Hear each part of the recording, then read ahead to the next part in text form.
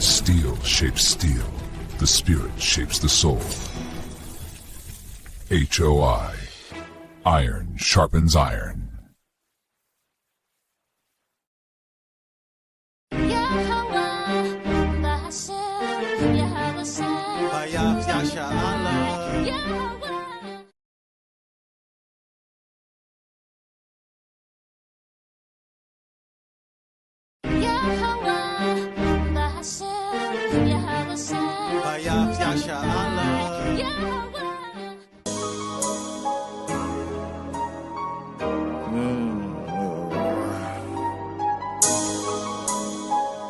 Plantation.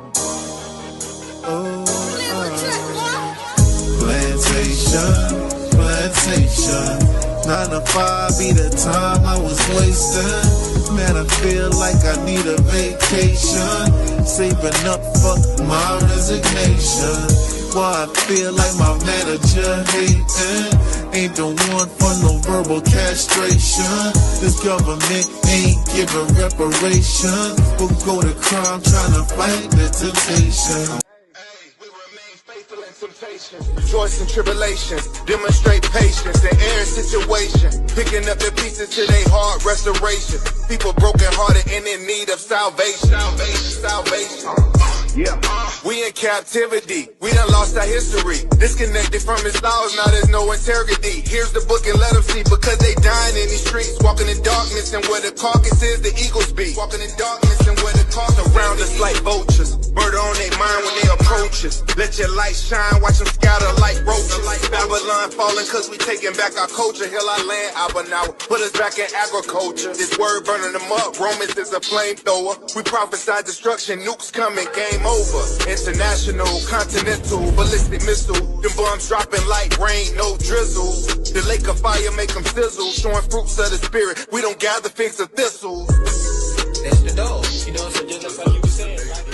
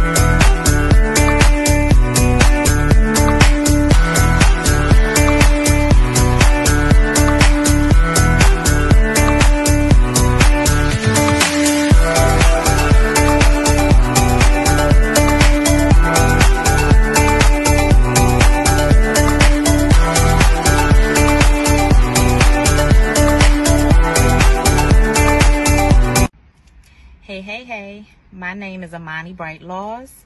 I'm a travel business owner. My business is Always Shine Bright Travel, where we help you discover your next bright destination.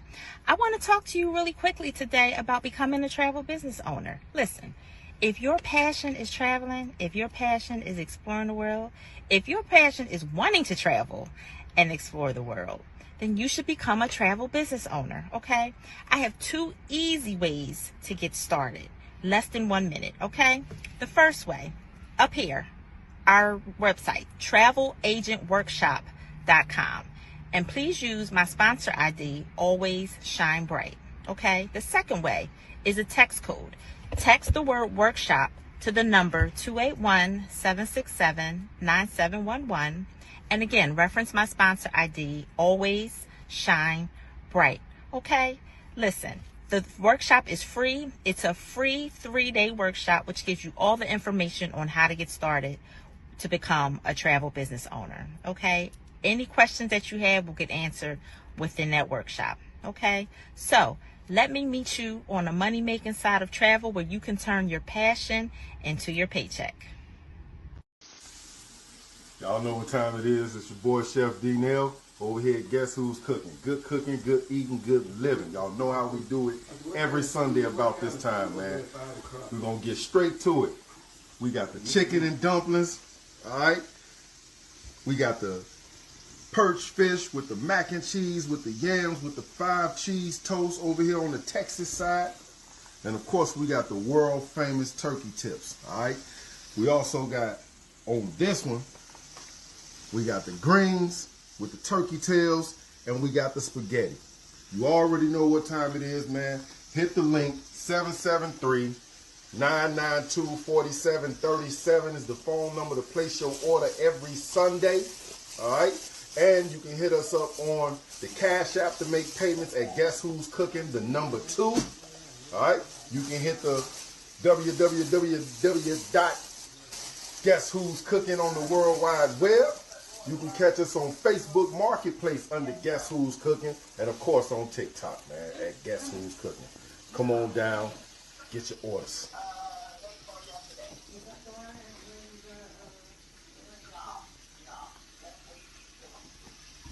Give me shame, I give you peace from underneath. Give me mind and being light to reignite. Can you open up the doors to let me in? Can you open up the doors to let me in? You could put the heart inside, don't touch my head. As I sing the love inside from out my mouth. Tell me what you need to find. Tell me now. Tell me what you need to find.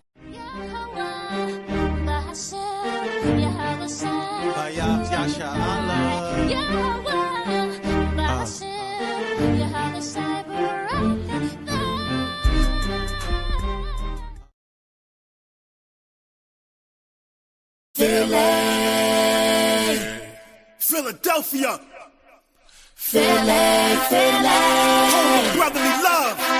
We see you, Philly. Come on.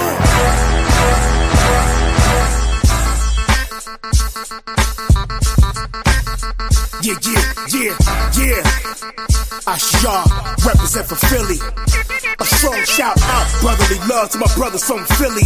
Greetings, it's your brothers from New York City. Home of the cream of the team of the baseball Phillies. We got Howard the Powers, they don't flowers, that's the lilies. We not smoking no Phillies, but enduring these curses. Philadelphia, one of the 7 holy churches. New York, see them, when we see the brothers, we greet them. Oh, the Rocky Steps, Philadelphia Museum, Rittenhouse Square, Liberty Bell, Roosevelt Mall, downtown Philly, neighborhood near the City Hall, lay in the cut, stay in the cut, straight off the edges. And now it's on the highways and byways and the hedges. Holding the fort, down with support, without the shackles. It's Philadelphia in New York, the rotten apple. Gathered with together brothers, we lock it down. In the city of brotherly love, what's the hometown?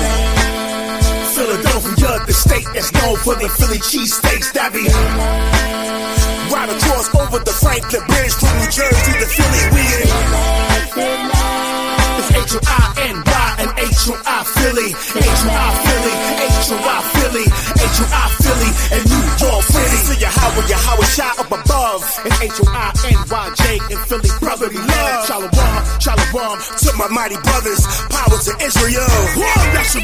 The Passover last year was in New York City. This year we celebrated in the home of Philly. Feeling the Philadelphia vibe, the tribe's feeling it. Keeping the law, statutes, commandments, and we living it. Remember the Passover coming out of Egypt. The house of bondage caught and brought into slave ships. Eat the unliving bread, the lamb, the bitter herbs, the wine, the blood of Yahweh Shai. What is the word? Represent the ancestors, the captivity, the history, the chronology, and the prophecies. Rehearse the righteous acts. That be the dilly. It's H-O-I Philly and New York City. We in Philadelphia, the state is known for the Philly cheesesteaks that be right across over the Franklin Bridge from New Jersey to Philly. We in H-O-I-N-Y and H-O-I Philly, H-O-I Philly, H-O-I Philly, H-O-I Philly, and New York City. Yo, how about the Philly with the hood, packing Mac Billy, strap illy. If you acting hard, you can clap silly. They get the truth in the booth, eating mad Philly, posted mad video for the Howard like a rap city.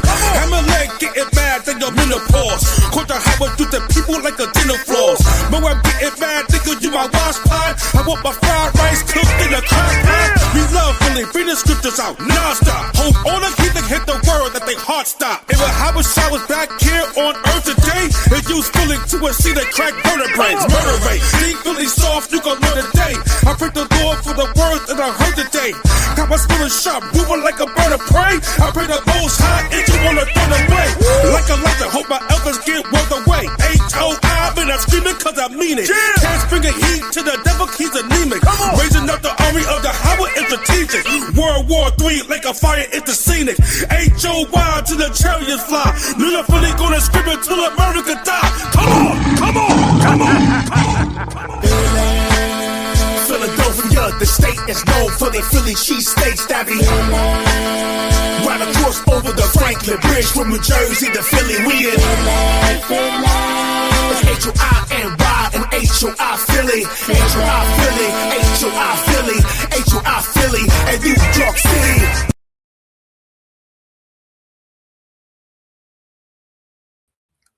Good. That man, listen, always gets me hype. Always gets me hype. You know what I'm saying? Shayar, Maka, you know, look, New York, man, they got some spitters in New York, man. You know what I mean? HOI got some spitters in New York, man. You know what I mean? But without further ado, all right, this lesson is gonna be called Fury Upon the Heathens. Man, are they catching all matters of hell right now. You know what I mean? All praise and honor to Yahweh Shem Yahweh Shai. Let's start there. We're giving all praise, honor, and glory to Yahweh Hashem Hamashiach, Yahweh Shai. Kom Yasha'Allah, rise Israel. Okay. You know, double honors to our elders. Still waking up the lost sheep of the house of Israel in these obvious last days. Okay. I'm gonna be teaching the class tonight. My name is Chaasadyah, and my swordsman is Khan. Can't really hear you too good, King. Mic check. Yo. Khan. Okay. Khan. That's better. All right. Khan. All praise, honor, and glory to Yahweh Shem Yahweh Shai. All right. So, you know what I mean? We're gonna get into it, you know, without further ado. It's a lot. You know, the heathens are they're on the ropes. You know what I mean? It's like a Rocky movie where Rocky don't get up. You know what I'm saying? He's getting punch drunk. You know, he's about to fall, but he punches him back up. You know what I mean? It's looking bad. It's looking bad. Not just for Esau. This is what we're talking about. We're talking about the heathen. They all had us in captivity, so the Most High got something for them. Okay? But we're going to start with the Lord's Prayer in Paleo Hebrew. You can find this in Matthew chapter 6, verse 9 through 13. And thus, Abanawa, Shabbat Shemayim, Kodash, Haya, Shemka, Yahweh, Malachbaka, Saba'ah, Ratazayaka, Haya, Aisha, Baratazah, Kawa, Aya, Bashemayim, Nadananawa, Lacham, Cow, Yawam, Wasalaf Nawa, Kabawaf Nawa, Kasalaf Nawa, Kabawafi Nawa, Wala'a, Thabi Nawa, Banasai 1, Abal, Hawashai Nawa, Mayan, Rai, Kaya, Laka, Hamalakwaf, Wa'ala, Wata Palaraf, Labulamyam, Aman. Khan, okay. So we said it already before, but you know, needs to say it again. Esau don't be following the rules. So fair use act. Video is protected by a fair use act. It's a class. So being protected by the Fair Use Act. Let's get it started. Let's start with Isaiah chapter 34 and verse 1. It's a rough one. It's a rough one on the heathens, and you know, I'm good with that. All praises. All right. And when you got that, King, you can bring it out.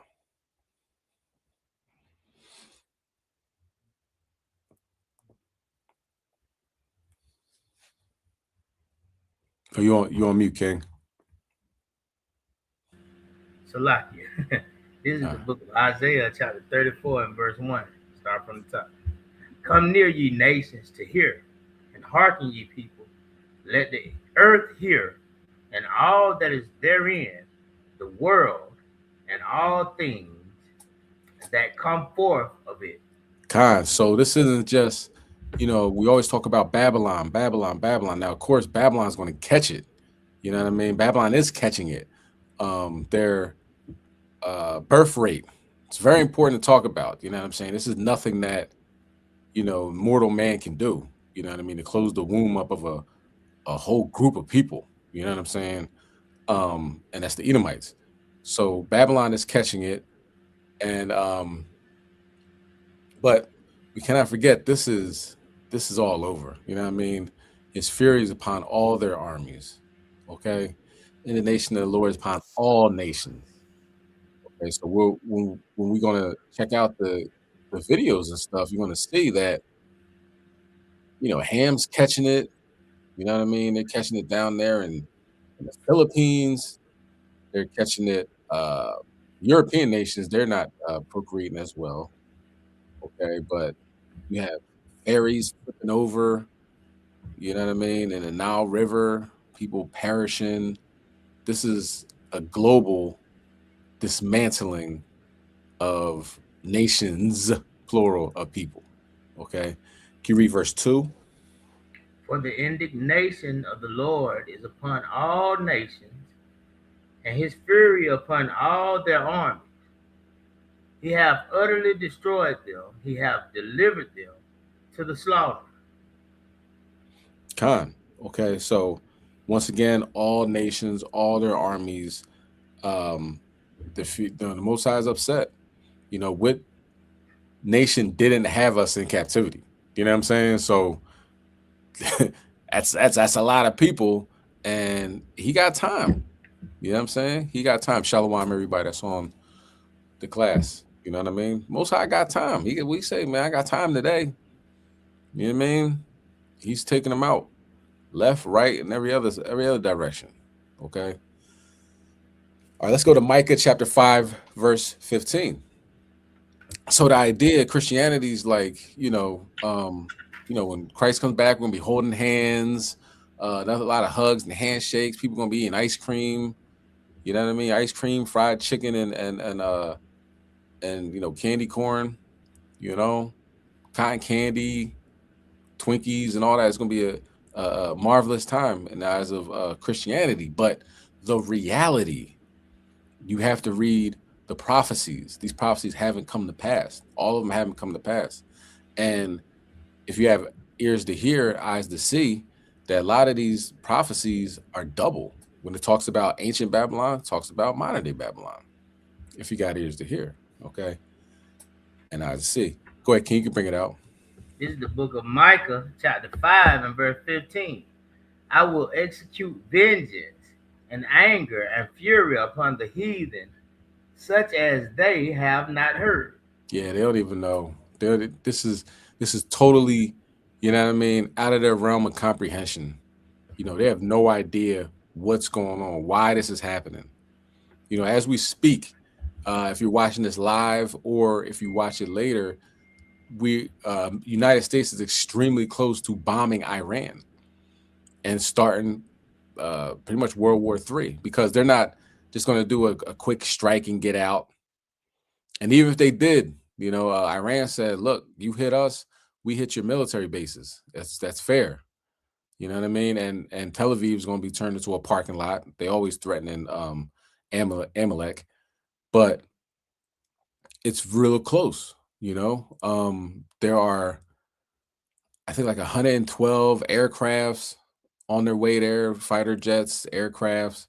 There's 2 aircraft carriers in the region.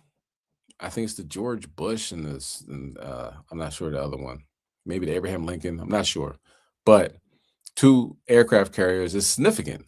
You know what I'm saying? One aircraft carrier was next to Venezuela, and they did launching from there and, kidnapped the president and his wife, Maduro and his wife. And now it's in the Middle East. You know what I'm saying? One thing that's different though, is that Iran has hypersonic missiles who can hit these aircraft carriers and sink them with the 25,000 soldiers on board rather. So we're looking at some crazy times that we're living in. And he said this would happen, vengeance and anger and fury upon the heathens, such as they have not heard. So let's buckle up. Let's buckle up and get ready. Let's get to the first scripture of the, with the videos attached. Let's get to 2nd Ezra chapter 5 and verse 1. Okay. Let's read the scriptures and then we're gonna get to the videos. And this is, ham, Swiss cheese. Ham is getting Swiss cheesed. Ham is getting destroyed out here.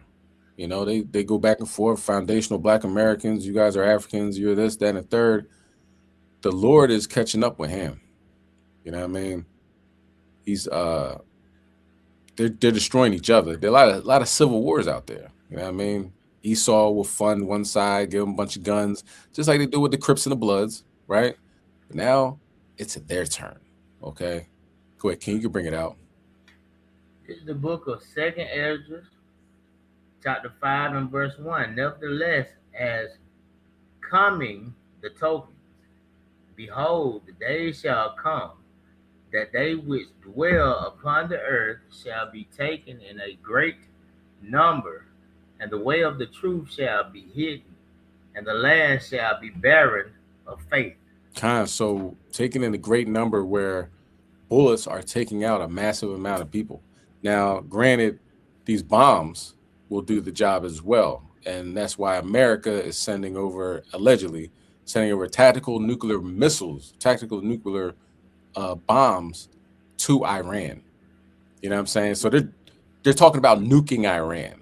You know what I mean? So it's kind of where we're at, like we could, and it would be a great distraction from the E-Files. You know what I'm saying? I'm not going to say the name, you know what I'm talking about, because the people that run the social media accounts are the ones that are in there. So to not mess up the algorithm, we're just going to call them the E-Files.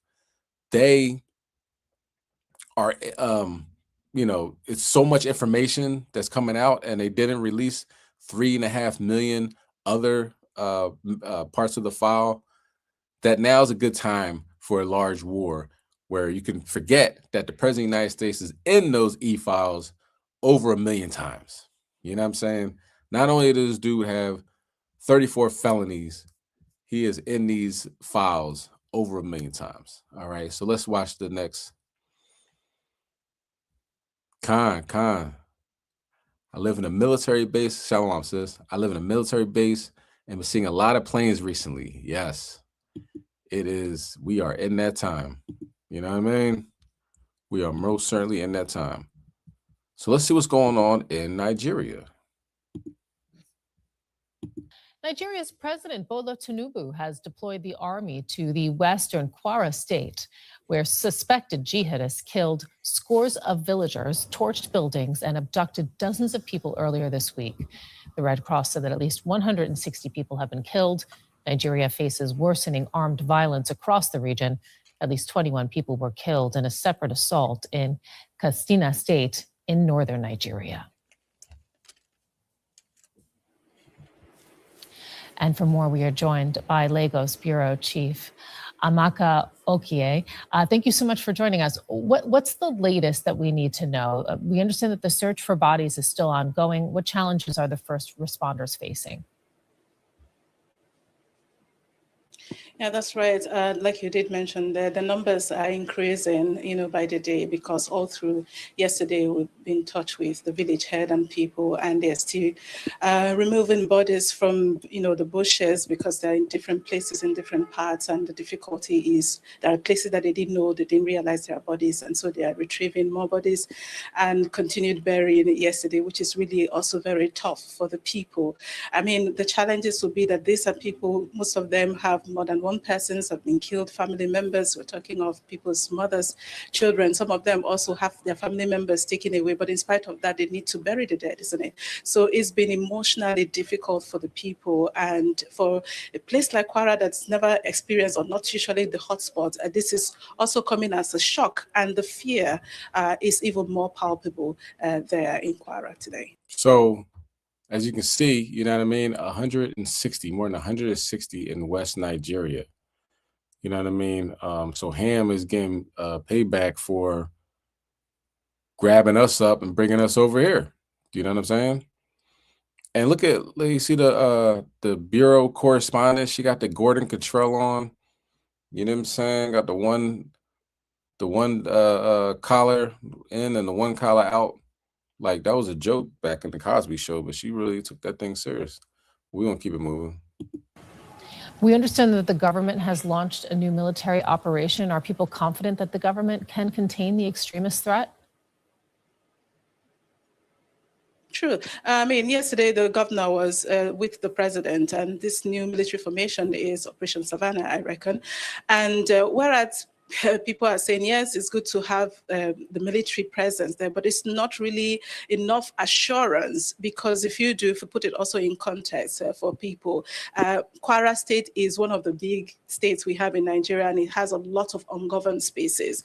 And so just having military formation in one place is not enough. One would have thought that after the kidnap of in Eruku, the same state last year, that more military and security presence would have been there before now. So it's looking more like a reaction, and what would have been done. So the people are hopeful, but it's just not enough. As we say, hope is not a strategy. They want to really get the reassurance that they are safe, and these bandits, these terrorists, these jihadists will not be a target again, will not target them, because this did not just come out of the blue. They were warned, the letters were sent, the security, the village head talked to security, but nothing happened up until this tragedy that we saw, and now this military formation is just not enough for the people. I'd like to look at a separate incident, because last month 166 Christians were abducted in a church. Yesterday, the news broke that they had been released. Talk with us, about how the reaction has been to that, and whether there is a sense of hope surrounding that. Yeah, I mean, someone were talking earlier with people from the place and saying, oh, so people are hopeful. And, it's not, they're not hopeful. This is not a glimmer of hope. In fact, what would be a glimmer of hope, or what would bring hope to Nigerians, is to see that people are not abducted. It just looks like this is some sort of choreography. You take people, there's some arrangement that, of course, the government is not telling us, and then they release them. If you see the pictures, they had them dressed in, this clothes, and just, it's like you parade people, you traumatize them, they get traumatized in the bushes, they don't have food, and then they bring them back again. What exactly should people be excited or happy about? It just points into the general picture of how the security situation in Nigeria is deteriorating by the day. In just 1 week, like you mentioned, there's been killing in Katsina, there's been the one that's happened, of course, now in Kwara, and there are so many other places that, of course, media is not even able to report on. So it just gets, the situation gets more frightening. Every day as a Nigerian, you wonder, where next? What next? Where is this going to happen? Where are we going to see another abduction? And it's just increasing, and unfortunately so, yeah. Amaka Okoye, thanks so much for putting that into the broader picture for us, DW. Okay, so as we can see, Ham is being abducted. Does that sound familiar to anybody?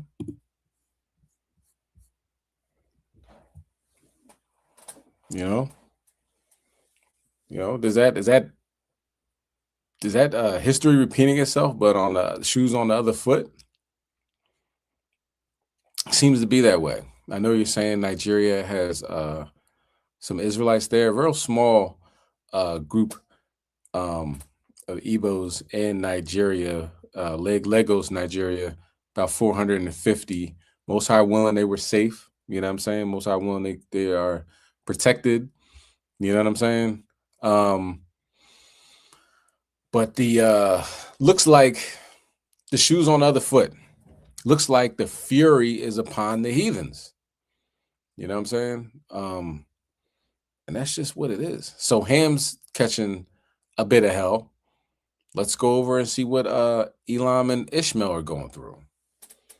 Okay, let's get Genesis chapter 16, verse 11, because Ishmael's wilding right now. Now in Pakistan, you have a significant amount of Ishmaelites and Elamites. You know what I mean? It's not just one group in that whole country, but the Muslims over there are pretty much getting blown up. Okay, let's bring that out, King. Genesis This 16. is the book of Genesis, chapter 16 and verse 11. And the angel of the Lord said unto her, Behold, thou art with child, and shalt bear a son, and shalt call his name Ishmael, because the Lord hath heard thy affliction. Okay, so we're talking about Ishmael. Can you read the next verse? And he will be a wild man. His hand will be against every man, and every man's hand against him. And he shall dwell in the presence of all his brethren. So Ishmael right now, you know, we say, you know, what they say, assalamu alaikum, bloom. You know what I'm saying? They will blow themselves up in a heartbeat to prove their point. They think they're getting 72 virgins up there in the kingdom, in the heavens, but the reality is, nah, they're not. You're not invited. There's no gate for Ishmael, so it is what it is. Heathens definitely have a ticket to the cotton field. You know what I'm saying? You got a ticket to in the slavery, because let's not forget the sub-Saharan slave trade is vicious and it's still going on. They still have slaves over there in Dubai. They'll snatch your passport in a minute and put you to work. You know what I'm saying? But in the sub-Saharan slave trade, getting brothers from Negro land and Judah over there in West Africa, they made them walk through the Sahara Desert. If they weren't walking fast enough, they'll cut their Achilles tendons and have them bleed out. You know what I'm saying? So that's where we are with Ishmael. Very cruel, very proud too. Ishmaelites are very proud. They feel that their Quran has never been changed. So allegedly, it's never been changed. So their God is the right God, so to speak. There's not too much stuff in the Quran, not a lot of meat in there, a lot of plagiarism, you know what I'm saying, from the scriptures. With that being in mind, let's see what's going on in Pakistan. Okay. Be sure to like, comment, and subscribe. Let's continue on. Let's get this algorithm popping, y'all. We have some breaking news now from Pakistan, where a suicide bomb attack on a Shia mosque in Islamabad has killed at least 31 people. At least 170 others have been injured. Police and rescue teams are at the scene. Local hospitals have declared emergencies in response to the attack. And we're going to bring in now our Pakistan correspondent, Kamal Haider, who joins us now on the phone. Kamal, what more can you tell us about the blast and the rescue operation that's underway? Well, first of all, Friday is normally congregational prayers with more people in attendance. This attack took place just literally on the outskirts of the city, but within the capital territory jurisdiction, outside a Shia mosque, which is known as an Imam Barga in this area. The suicide bomber tried to enter into that mosque. However, he was stopped outside. That is when he detonated his device with devastating effect and causing heavy casualties. Now, most of the injured have been moved to the local nearest hospitals. Many have been placed. An emergency has been declared in those hospitals. And of course, the government has said that this is once again an attack that has been carried out by what Pakistan said TTP or foreign elements who are using Afghan soil. They have mentioned that as well. So at the moment, the death toll, of course, likely to rise because the number of people, as you mentioned, is quite high. Now, Kamal, this also comes amid a surge of violence in recent months and just after a Pakistani military operation in Balochistan. What is the security situation like in the country right now? Well, the security situation is precarious. Pakistan, of course, if you remember, had clashes with Afghan forces across the border. Pakistan has been telling the Afghan authorities, that is the Afghan Taliban, that they must do more to restrain these groups. Pakistani intelligence believes that these groups have sanctuaries in Afghanistan, that they are using some of the weapons that have been left behind by the withdrawing U.S. forces from Afghanistan, sophisticated weapons, and the fact that they are able to cross what is a porous border. Pakistan has a 2,600 kilometer long border with Afghanistan. It is a porous border, and both the Baluch the Liberation Army as well as the Tehrik-e-Taliban Pakistan are able to go back to their safe havens inside Afghanistan, and then are able to carry out these audacious attacks across Pakistan. The latest attack, of course, that has taken place today carries the hallmark of the Islamic State, Khorasan. This is elements of Daesh, which have always targeted Shia worshippers, not just here in Pakistan, but also in... Now, okay, now see that this is inside the mosque, Slakia. See this is inside the mosque, and obviously something just exploded, causing all the dust to rise. I get that. But when you go outside, you know what I mean? Like, why are they so dusty? Do you know what I'm saying? Why are they so dusty? Because, you know, you would think coming over here and, like, you know, putting their nose up, you know, at us, and if you're like a black Muslim, right? If you're an Israelite that thinks you're a Muslim, I've seen it plenty of times here in Philly. They will say, you know, a brother will say, Assalamu alaikum. And they like barely want to say, this is really, if they're, you know, have a business, they're like, all right, I guess it's, you know, I gotta get this nigga my, you know, this nigga's about to pay some money here. So, you know, alaikum salam. You know what I mean? Like, it's really, you know, like they're pulling teeth to say, you know, greeting. So they come up here and they really thumb their nose at us. But why is it so dusty over there? Do you know what I'm saying? It's like almost, you see the guys over there, if you go like this to their shoulder, like all this dust, a cloud of dust will come out.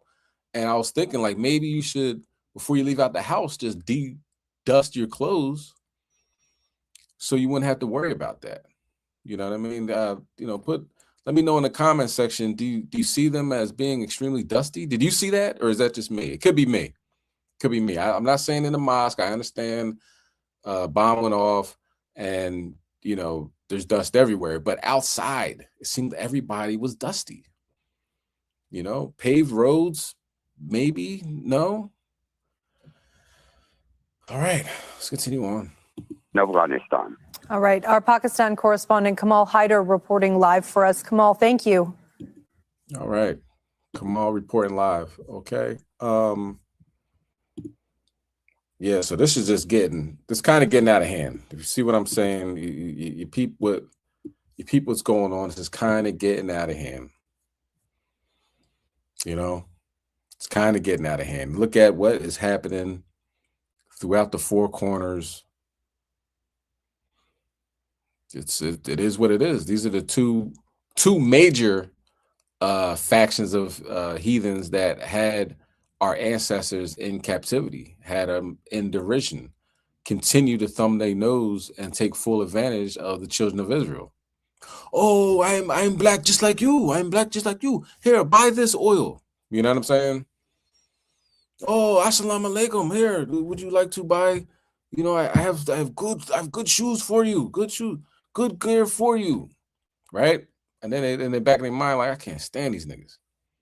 You know, so still taking advantage of us financially, still, like I said earlier, have us in captivity physically. So look at the Most High putting fury upon the heathens. Now let's talk about Esau. Esau is being exposed every week that we come on here. It is looking worse and worse. The things that they say when they think it's private is unbelievable. The things they do and talk about is unbelievable, and we're gonna talk about it. You might not be hearing a lot about it in America, unfortunately, right? Because America is, the great Satan. You know what I'm saying? So they're like, "Whoa, okay, so what? You had a pedophile ring going to an island and chopping up people and eating them and all that. There's nothing really wrong with that. Let's start a war." But other places are like, "Look, you can't. I don't even want to be sitting around you, so you're fired." So a lot of people are getting fired. Let's go to Isaiah chapter 19, verse 3. A lot of people are losing their jobs, being ostracized and put on the outskirts of society. Like, yo, that's not cool. You know what I'm saying? What you're doing to children. But America justifies it. They're like, "Oh, MAGA for life. So what? It happens all the time. What about the Catholic Church? This is an American way." Very disgusting. So the Lord's going to destroy these people. All right. Isaiah, you can bring it out, King. This is the book of Isaiah, chapter 19, and verse 3. "And the spirit of Egypt shall fail in the midst thereof, and I will destroy the counsel thereof, and they shall seek to the idols and to the chairmen, the Shalakia, the charmers, and to them that have familiar spirits, and to the wizards." The council's failing. Where do we go from here? We're in a lot of trouble. Everything that we said, pull yourself up by your bootstraps, but we didn't tell the world that we're making sacrifices to deities, Baphomet, Baal, and Molech and all these other deities. We didn't tell them that. We said we worked real hard instead of going to the middle of the woods at 3 o'clock in the morning and sacrificing children and chickens and anything else they could find. You know what I'm saying? Sacrificing their loved ones to get higher up. Being part of Skull and Bones and having to lay in a casket with a dead body. We didn't tell you had to do that to get billions of dollars. We said you had to work real hard to get that American dream. Now it's being exposed. Now people are reading for themselves like, yo, these guys are gone. So the Most High destroyed their council's gone. Their facade is gone. They're going to the idols. Like, hold up, we got to go to Baal, and then here you go. Iran made a big statue of Baal and lit that joint on fire. They got to go to familiar spirits. They got to go to witches and warlocks and wizards. But it's not working. So they're going to go to war. But this is a war they ain't going to win. Iran ain't no joke. You seen those missiles, how they were hitting Tel Aviv? They made a song about it. Boom, boom, Tel Aviv. Tel Aviv couldn't stop anything. That David slingshot, the Iron Dome, they couldn't stop a gnat from coming into Tel Aviv. Everything that they shot pretty much landed. You know what I mean? They shot down stuff that they wanted them to shoot down. Here's an old missile. Here's an old drone. Shoot that down. And then the hypersonic nuclear missiles follow right up. Boom, boom. They could boom, boom, Tel Aviv. So they're in a war now. They're trying to get in a war that they ain't going to win. You know what I mean? And you got Trump now saying, oh, this is Black History Month, bringing all the coons and all the stepping infections and saying, yeah, I'm not racist. Look at all these black folk. And we got the black people up there like, y'all better stop calling him racist.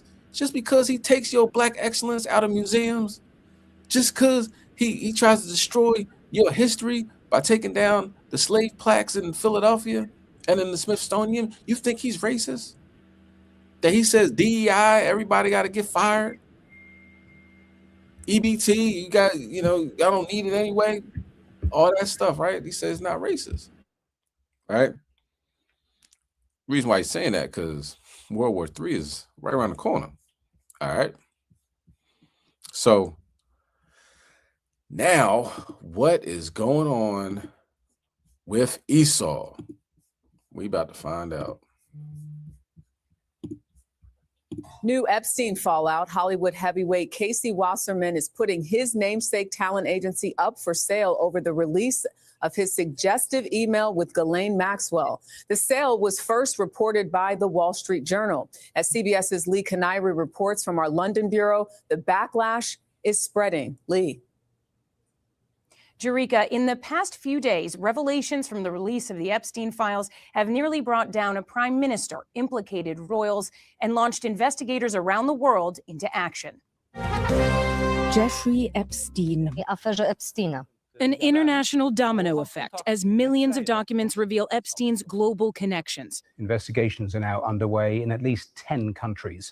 From Europe, where the former prime minister of Norway has been charged with gross corruption, to the Gulf, where the CEO of one of the globe's largest companies, DP World, has stepped down. Sultan Ahmed bin Sulayem's relationship with Epstein is displayed in photos and hundreds of emails, including one that referenced a torture video. Mr. Speaker. And in the UK, pressure on the Prime Minister. And on Monday, I promised my party and my country there will be change.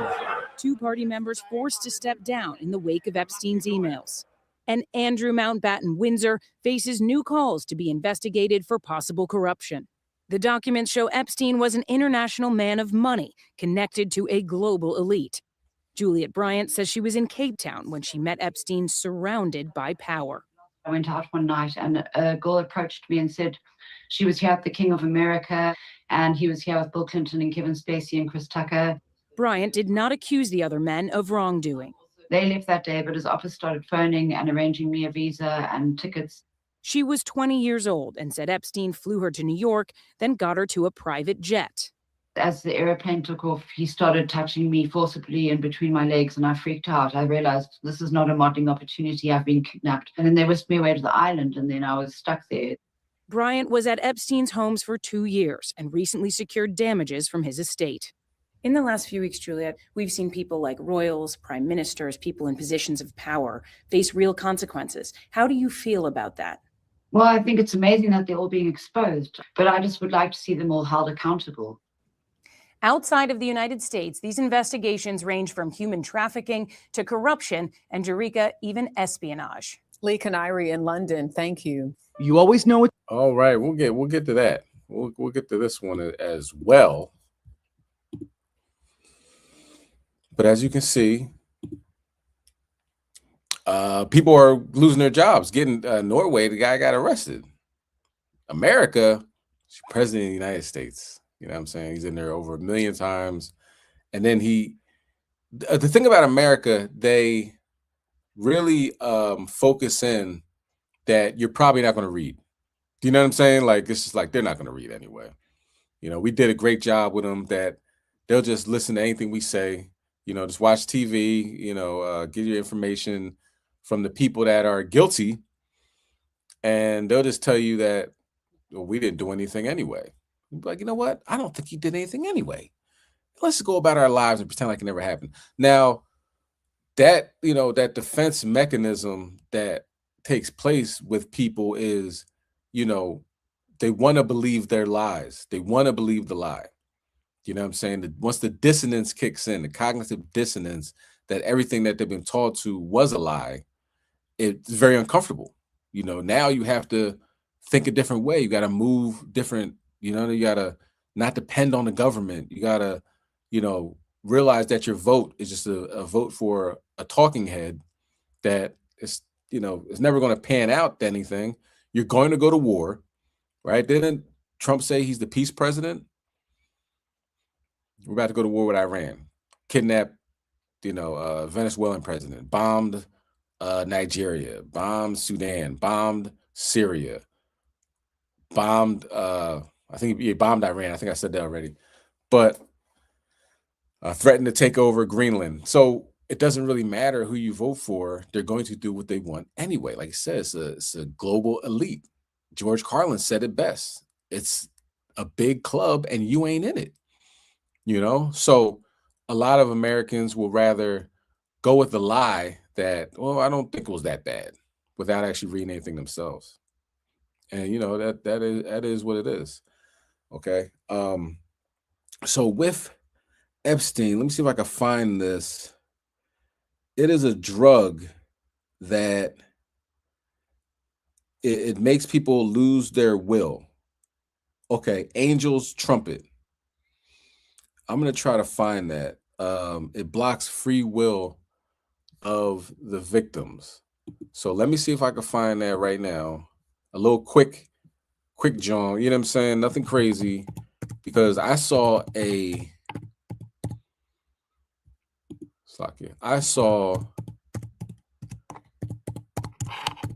documentary on this plant, right? And let me see. Hold on. And it tells you, like, so put it like this. You can, if somebody gives you this drug, right? This is what they do in other countries. Prostitutes will have cotton in their nose, right? And they'll put the drug in their nose so it doesn't go up to, you know, the cotton stops them from getting drugged themselves. And they'll walk up to whatever Vic they see and like give him a kiss or get real close to him. So he breathes it in. Now they have the drug inside of them. Their free will is gone. They look normal. They're walking around. They're saying hi to people, but they can't say no for the most part. So what they'll do is it'll be a whole team. It's not just one prostitute that did this. It's a team of people. So boom, got the person drugged. How about we go to the ATM and you clear out your bank account? Sure, let's do that. Clears out his bank account. All right, so where are you staying at? Oh, I'm staying up at a condo. I got a condo up the road. Okay, let's go there. Go to the condo, say hi to the doorman. What's going on, Jim? How you doing? Go up there. The person clears out the entire condo, safe, furniture, everything you think of. And the doorman be like, yo, are you okay? Yeah, I'm fine. Have a good one. Here's a tip. So next thing you know, the person will wake up and be like, what the heck just happened? And the doorman was like, yo, you took everything out of your house and you said hi to me and this, that, and the third. So that's what he was using with these women. All right, let me see if I can get something on that. I just picked anything, but let's see if this we'll talk more about it. A plant which deserves a whole video, but I think it can be also interesting to introduce it quickly. So this plant is called the angel trumpet. It comes from South America, even though we're in Taiwan, and it's good for warm tropical countries. But why it's so famous is because this plant is very magic, very hallucinogenic, but also very dangerous. The borderline between the hallucinogenic potent power and the death lethality is very close. So don't take it. It's really risky. I know some people had some very scary experiences with it. So to be avoided, but extremely pretty in your garden. All right, it's not necessarily what I wanted, but let me see if I can find something else. I want to talk about the drug behind it. You know, saying it's toxic, hallucinogenic, but let me see, the free will.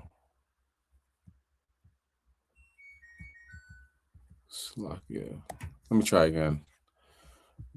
Free will.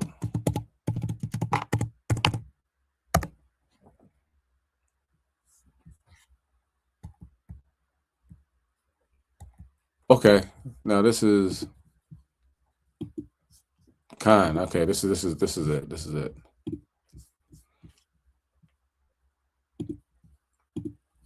This seems to talk more about what we're talking about.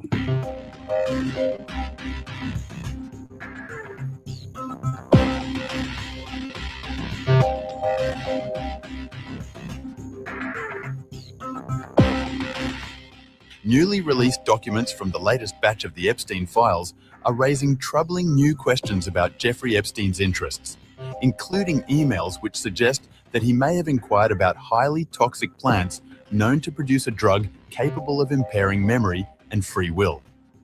According to a report from TMZ, Epstein sent an email asking about his trumpet plants at nursery. The reference may appear harmless at first glance. However, Angel's trumpet plants, commonly associated with the Brugmansia and Datura species, are extremely toxic and known to produce a powerful compound called scopolamine. Scopolamine, sometimes referred to as devil's breath, has gained notoriety for its disturbing psychological effects. As reported by AOL, the drug is known to impair memory and decision-making. Severe intoxication may cause paralysis, hallucinations, confusion, rapid heart rate, dry mucous membranes, and in extreme cases, death. The outlet, citing Science Direct, noted that overdoses can trigger significant toxic symptoms affecting the central nervous system. Perhaps most alarming is the claim that scopolamine may not appear on standard toxicology reports. Multiple new reports revealed that emails from 2014 and 2015 showed Epstein not only asking about his trumpet plants, but also receiving an article detailing the effects of scopolamine and the plant it comes from, suggesting that he may have been aware of its properties. The outlets further noted that newly released files include a 2022 victim statement alleging scopolamine use, describing symptoms that reportedly align with the drug's known effects. Often labeled the zombie flower, Angel's trumpet contains tropane alkaloids including scopolamine, atropine, and hyoscyamine. In high doses, these compounds can cause hallucinations, agitation, blurred vision, memory loss, extreme suggestibility, and potentially fatal coma by disrupting the central nervous system. While scopolamine does have limited medical uses, such as treating motion sickness and nausea, its misuse has been widely feared due to its mind-altering capabilities. Jeffrey Epstein died in 2019 while awaiting trial on federal sex trafficking charges. Since his death, court-ordered document releases have continued in waves. Lawmakers voted to require the Department of Justice under President Donald Trump to publicly release the Epstein files, though the DOJ has indicated that no further batches are expected. All right, so now we have an understanding, right, of what we're dealing with. You know, why would people go to an island? Why can't they remember? Because they were drugged. You know what I'm saying? And that should be, you know, an idea in your mind, like, okay, if somebody doesn't sip a Mickey into my drink, I should be cool. But there's other things they have out there that can drug you. You know, all you gotta do is just breathe it in slightly, and you're very susceptible, and you will hand over your car keys to somebody. You know what I'm saying? All right. Now let's go to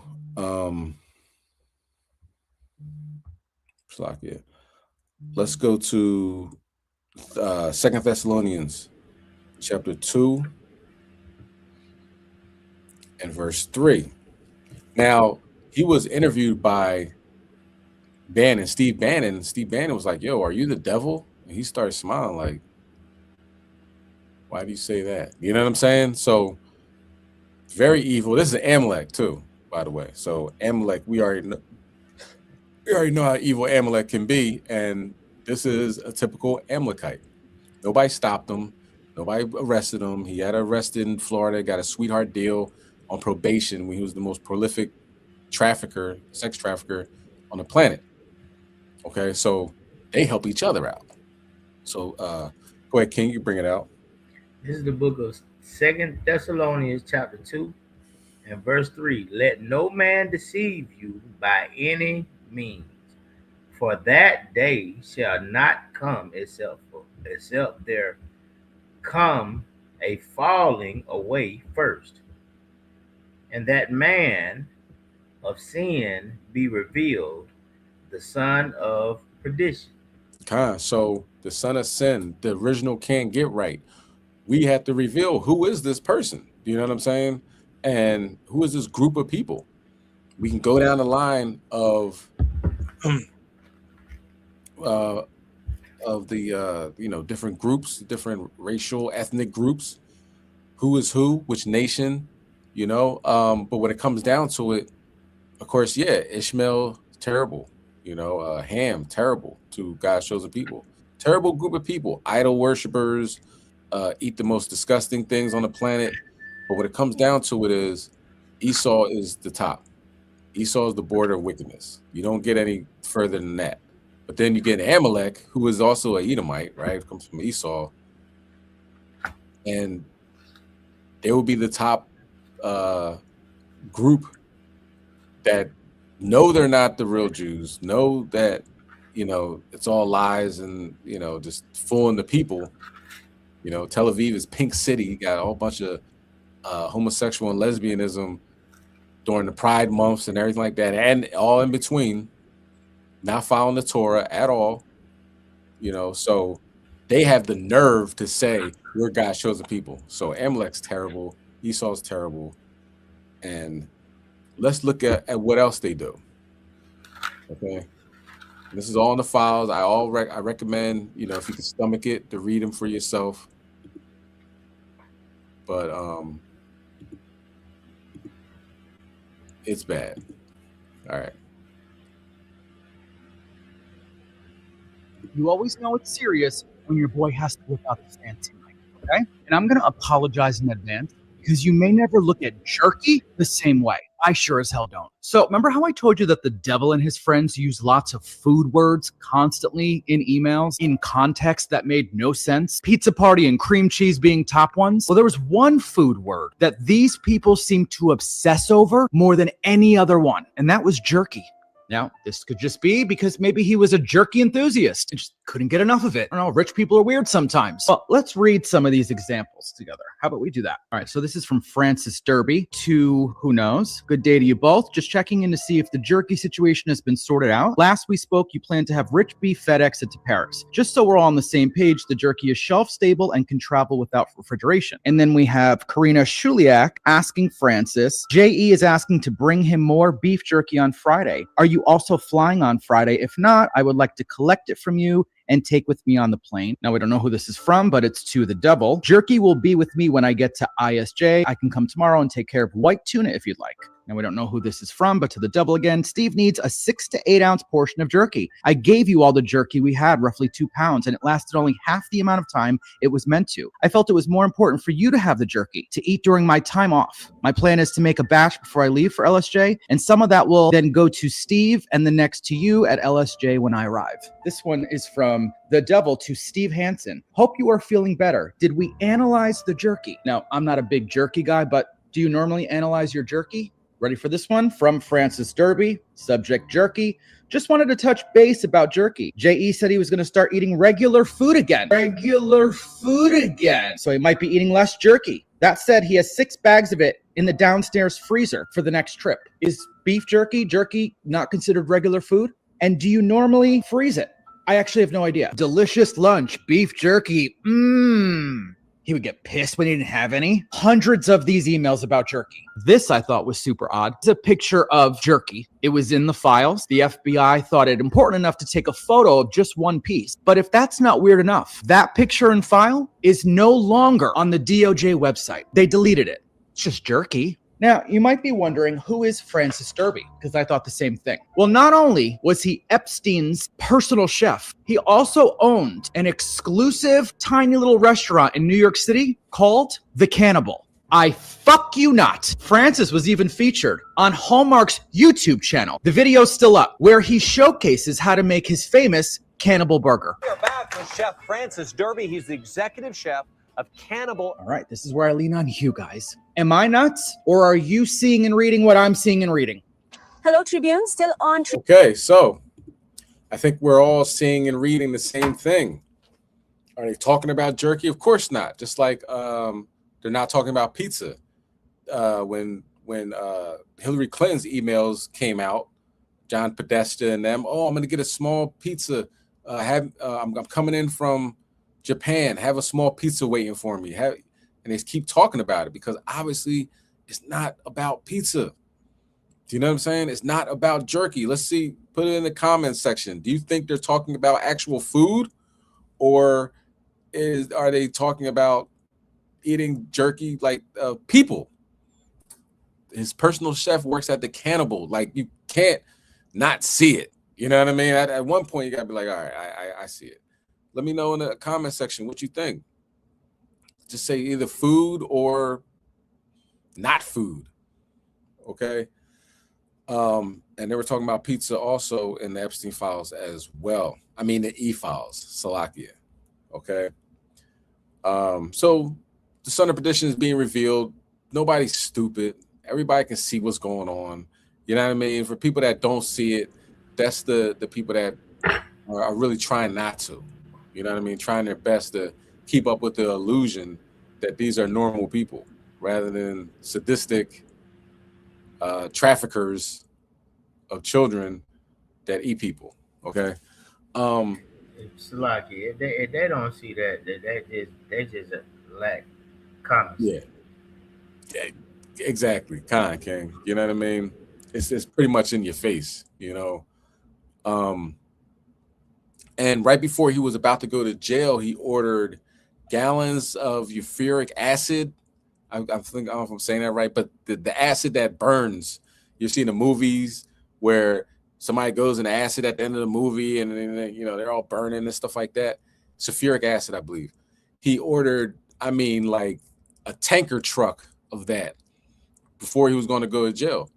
If you read the files, he's all about not unaliving people. Uric acid, Slocky. So he's all about unaliving people. You know, he's like, oh, something bad happened. You know, the person's buried in my backyard. And the FBI is like, we need evidence, you know. Sulfuric acid, So people would be, you know, he would talk about burying people in his backyard and, oh, the foreign girl that I brought in, she didn't make it. But the powers that be, the law enforcement's like, you need evidence to actually look into these things. Like, you know, like that's not evidence. But you know, they protect each other. Okay? They protect each other.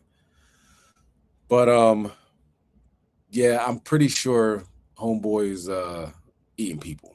You know what I mean? Esau's eating people. The son of perdition is eating people. Okay? And that's, you know, why call him the devil? That makes sense, right? That will do stuff like that. All right. So now the next one, let's get Ezra. Now we took care of Esau. We understand he's a demon.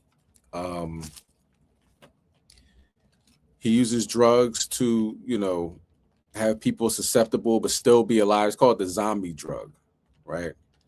And as you can see, some people don't make it after that.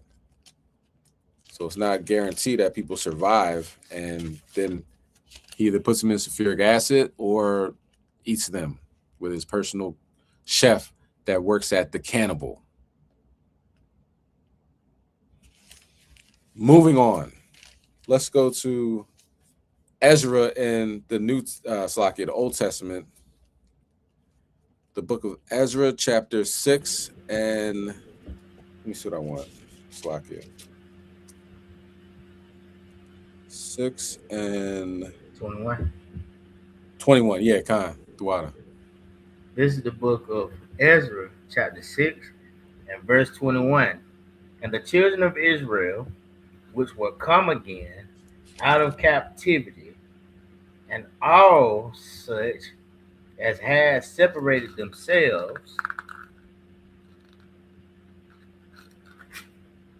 until them from the filthiness of the heathen of the land, to seek the Lord Yahweh, God of Israel, did eat.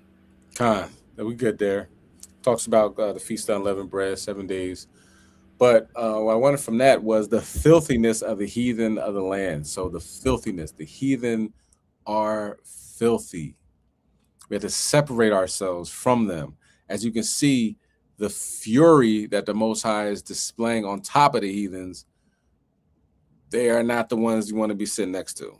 You don't want to get struck by lightning hanging out with these daggone heathens. Okay? Now, we'll get Leviticus 11 after this video, but this is in the Philippines, right next to China, mainland China. Dirty Moabites, man, dirty Moabites. And the one they eat, what was it? A toxic crab. A toxic crab. It's called like a devil crab.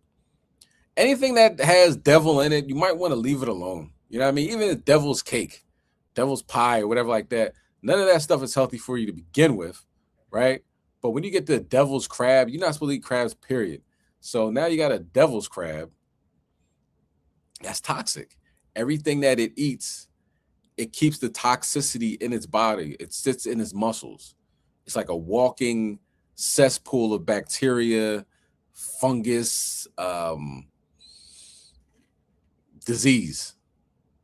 And Moabites think this is a good thing to eat until it's not. Let's watch this video because Moab obviously didn't make it. This is an influencer, right? This person is a culinary influencer and ate this on camera, and that was the last thing she ate. Hello, Tribune. Still on Tribune Jogja. I'm Priska Ruri. Tribune's Filipino authorities have issued a stern warning to the public to be wary of consuming dangerous crustaceans following the tragic death of 51-year-old food influencer Ima Ama Amid. Ima reportedly died after consuming a poisonous crab known as a devil crab whose social media content would according to viral press reports, the incident began on February 4 when Ima and her friends were making video content harvesting various types of shellfish in the mangrove forest. Jake could kiss her too, by the way. You know what I'm saying? Like they filthy as I don't know what. Jake would be like, yo, that's my number one. You know what I'm saying? She eats toxic crabs. Never mind. Let me keep going. Surface near home in Puerto Princesa, Palawan. In the video, Ima is seen cooking and eating sea snails and various other marine life mixed with coconut milk. The following day, Ima's health condition deteriorated drastically. Neighbors reported that the victim experienced convulsions when she was rushed to a local clinic. After being referred to the hospital, Ima's lips reportedly turned blue and she lost consciousness before being pronounced dead on February 6. An inspection of the victim's residence found brightly colored shells identified as devil crabs in the trash ay natalasas. These crustaceans, which are commonly found in coral reefs in the Indo-Pacific region, contain a cocktail of highly lethal neurotoxins. The crab's toxins contain witness toxins and tetrodotoxin, the same type of neurotoxin found in pufferfish. This poison can kill humans in just a matter of hours and persists even after the crab has been cooked or reheated. Following the incident, authorities are now monitoring the condition of the victim's friends who ate the dish to anticipate similar symptoms. They also urge Puerto Princesa residents to be extra vigilant and not to try unsafe seafood. That's the latest news regarding the Filipino culinary influencer who died after eating devil crab. Stay tuned for the latest news only on Tribune Jogja Update. I'm Fris. Devil crab. You know what? I'm good. I can live my life without eating no devil crab, right? But unfortunately, man, like I'm just saying because our brothers will be like, you know, man, yeah, that's you know, I got off like a mail order bride, man. You know what I mean? Passport bro going to the Philippines. Yeah, she put me on to some delicacies, man. Now, with passport bros, you going to South America and see our beautiful sisters down there. That's something different. But you go into the Philippines thinking you got yourself a mail order bride. She's so pretty, you know. She's an influencer. Yeah, she's she's online and all this other stuff, man.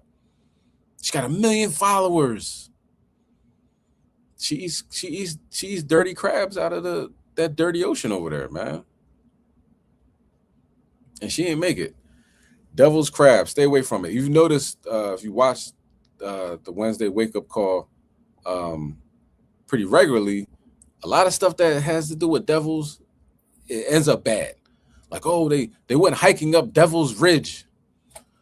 You know, they were camping up the Devil's Cliff.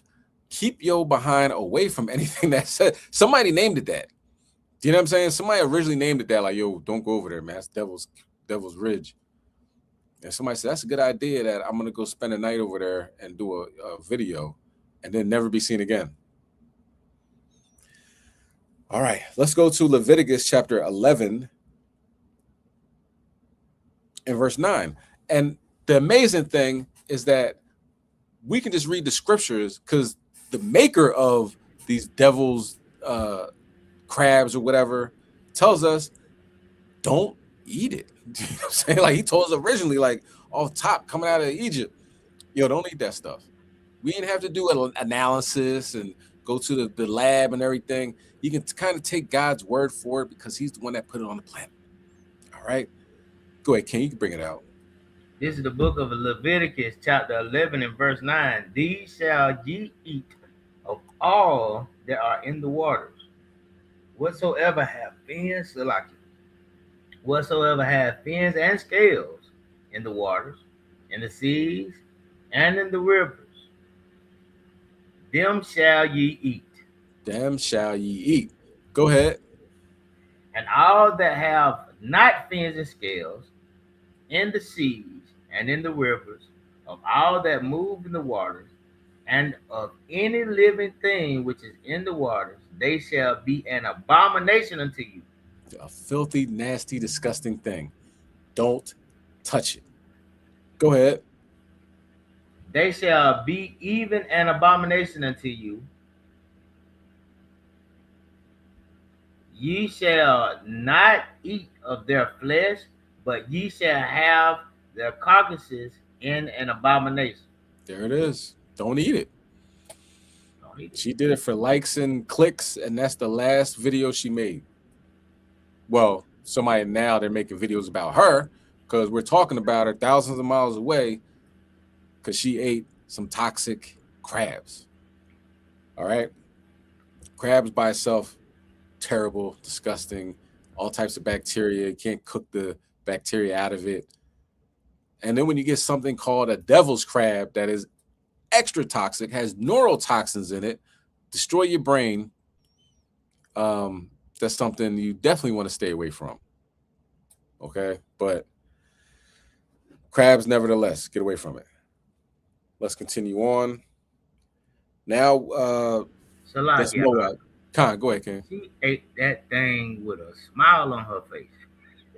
Khan. Right? And that's the last picture they have of her. They got to put that in her obituary. She said that. You know what I'm saying? Yo, Moab.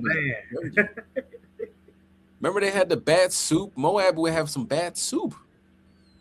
Do you know what I'm saying? And the thing about it is, I'm quite sure she knew that thing was toxic. She probably knew it was toxic and knew it could kill you, but somebody probably told her some dumb, stupid stuff like, well, as long as it's prepared by the right chef, then it ain't toxic. You so stupid. Oh my God, that's dumb. Right? Like, yeah, just put some coconut milk in there and that just cleared all out.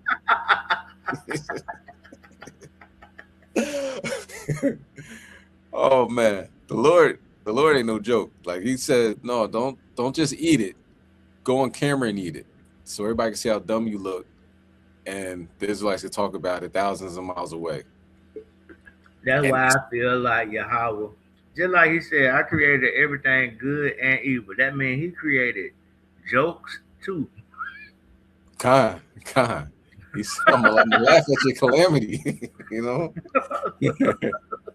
That's what that means. God. Yeah, he's definitely said, you know, at destruction and famine, you shall laugh. He says in Proverbs 1, he's talking about, I'm gonna laugh at your calamity. You know, I'm gonna mock when your fear cometh. She probably, because she knew it was bad. So by the time her stomach started feeling weird, and she knew shit. Yeah. You know how the video on Facebook? It said it was at this moment. God. She knew she messed up. It was too late.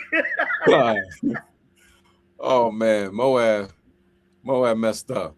Moab boys, he said it started going in convulsions and stuff. She's on the ground shaking. Our neighbors are like, "What happened to you?" She can't even explain it because the neurotoxin is just spreading through her body, and they had to look through the trash can. Like, hold up, she was eating some daggone toxic crabs.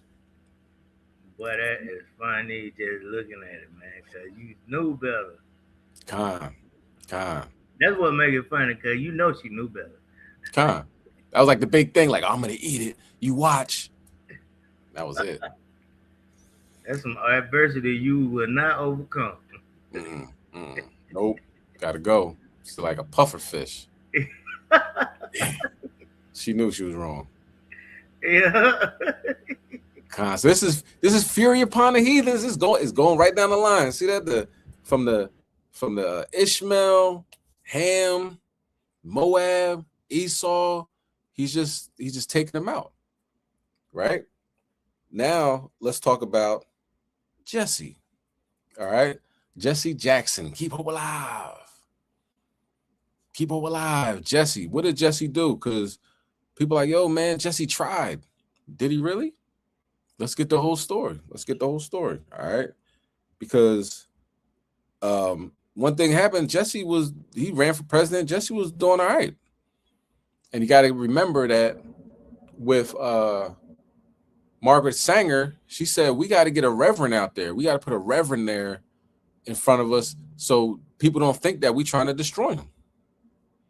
Remember she said that? I'm going to get that quote. But while I get that quote, let's get Jeremiah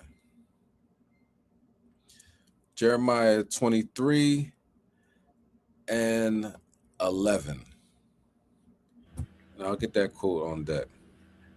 This is the book of Jeremiah, chapter 23, and verse 11. For both prophet and priest are profane.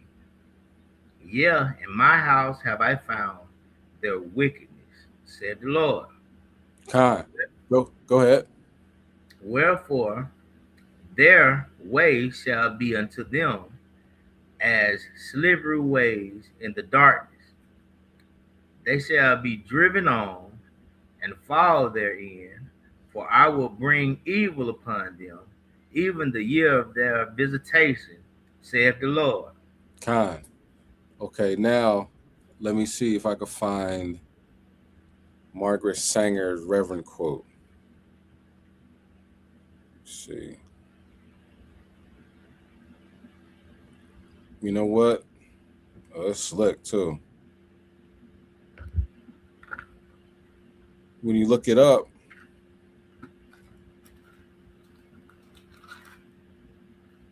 you know what? Here, let me look it up on here, okay? Give me 1 second as I look this up. Margaret Sanger. She says her extermination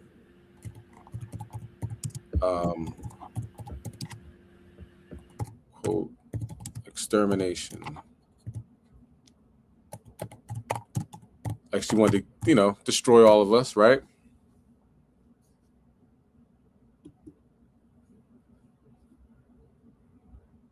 It's called the Negro Project.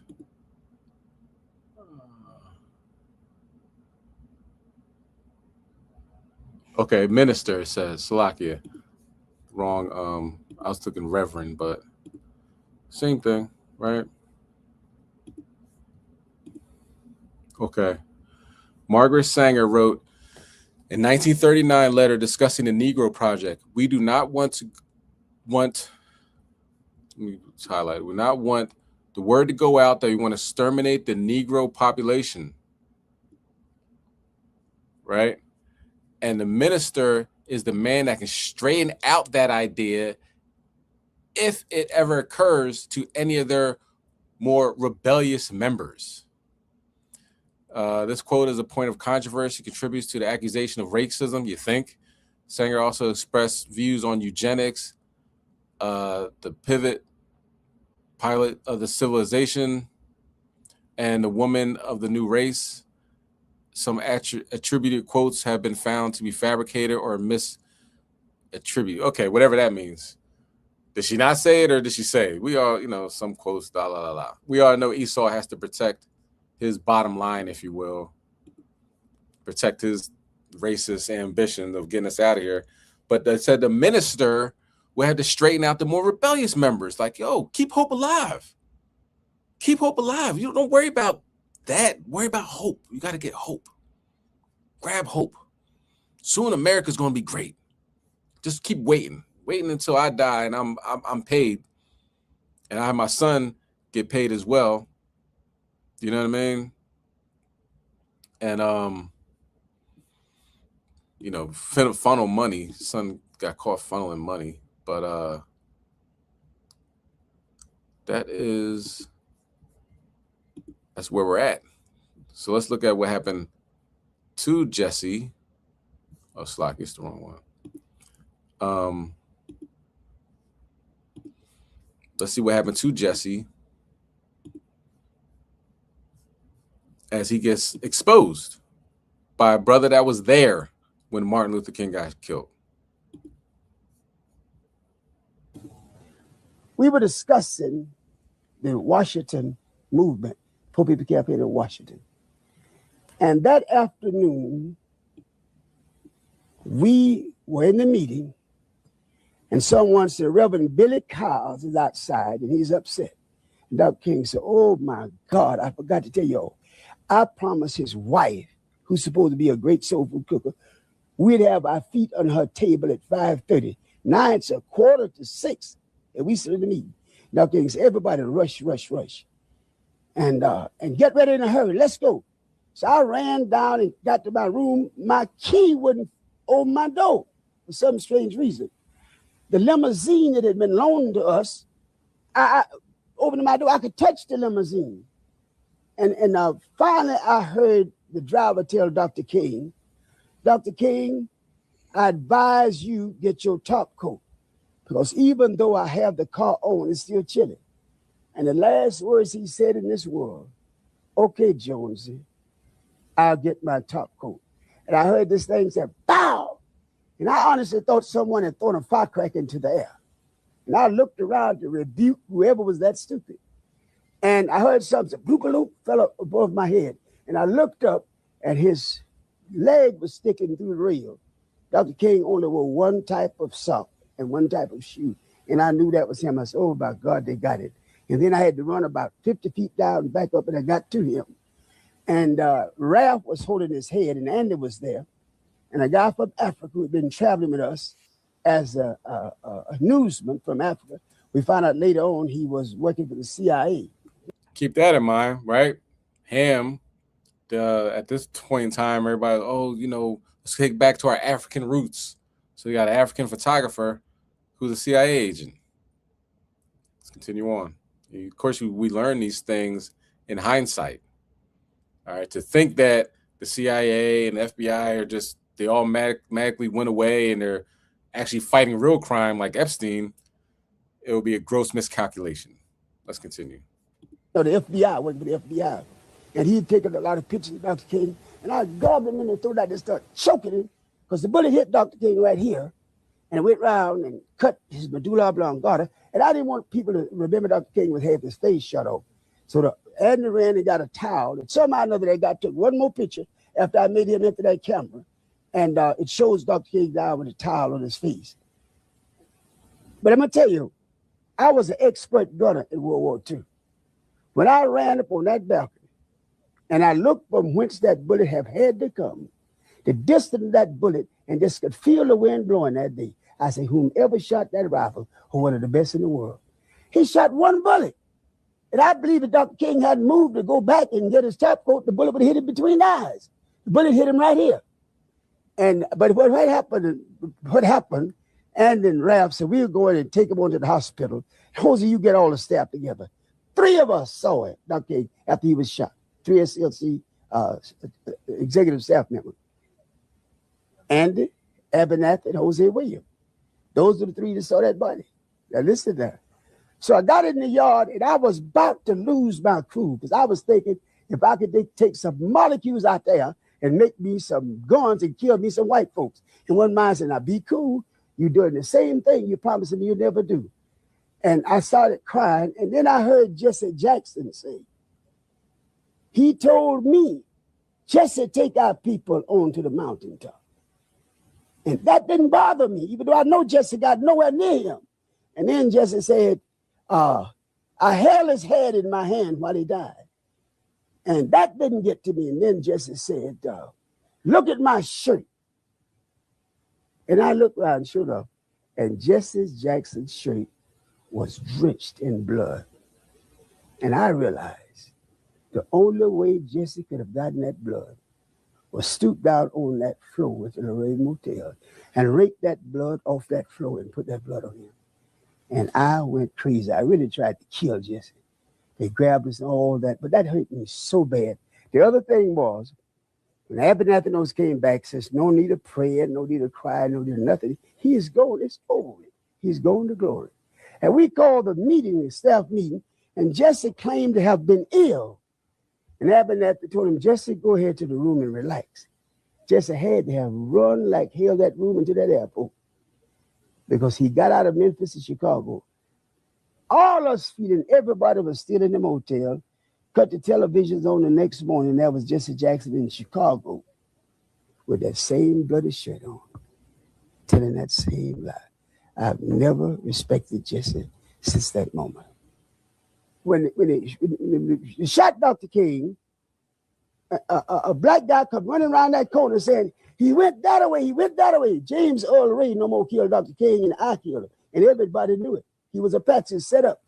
And the guy said, went that way, went that way. And said, who went that way? He said, that man ran out that building and dropped the rifle on the sidewalk and jumped in a white Mustang, had a red Alabama tag and took off. Well, hell, I wasn't worried. That's no car to make look like a Mustang, but a Mustang, a white with red Alabama tag. Where's he going? The police have him like that. And I asked that rifle was left on that sidewalk. That was the rifle that James Earl Ray had purchased, but that was not since fictional alien invaders did. Chaasadyah. Okay, so, I mean, all skin folk ain't kinfolk. Okay, let's get, matter of fact, I want to put another video on, if you can bear with me. And this is regarding somebody else that was there, right? That Dick Gregory, here we go. Dick Gregory puts out there that they set him up. You know what I mean? They said one person said anybody that didn't have a tie, I believe, was in on it. Everybody that had a tie, don't shoot. Anybody that didn't have a tie, then they're fair game, right? I believe that's the way it went. Who said that? William Pepper, I think his name was, his lawyer, right, that wrote a book about Martin Luther King. Dr. Umar brought that out.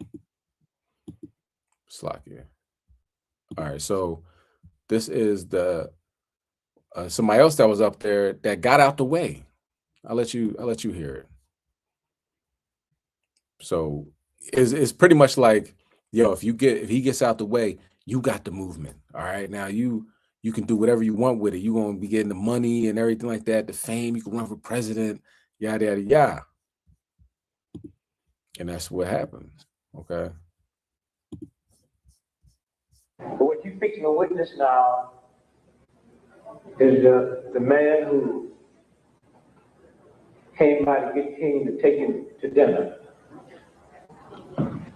And 30 years later at a press conference, he slipped because God do baffle your mind sometimes. So this is the guy that he said, "Oh, come on, my wife's cooking. Come on, let's go." Right?